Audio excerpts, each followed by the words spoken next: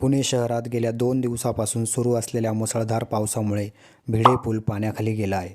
तसेच शहरातील सिंहगड रोड, डेक्कन परिसर, एकता नगर, पुलाची वाडी अशा सखल परिसरात पाणी साचून लोकांच्या घरात पाणी गेल्याचं पाहायला मिळत आहे. नदीपात्रातील रस्ते बंद करण्यात आले, तर नागरिकांनी नदीपात्राशेजारी जाऊ नये आणि सतर्क राहावे असे आवाहन पोलीस प्रशासनाकडून करण्यात आलेले आहे. दरम्यान असं असतानाच रात्री 3 वाजण्याच्या सुमारास भिडे पूल परिसरातील झेड ब्रिजखाली नदीपात्रात पाण्याची पातळी अचानक वाढली. या पुलाखाली अंडाभुर्जी स्टॉल चालवणारे 3 तरुण आपला स्टॉल सुरक्षित ठेवण्याकरिता तिथे गेले होते. यावेळी त्यांना विजेचा शॉक लागला. पहाटे 5 वाजता या तिघांना उपचारासाठी हॉस्पिटलमध्ये दाखल करण्यात आलं होतं. मात्र उपचारादरम्यान या तिघांचाही मृत्यू झाला.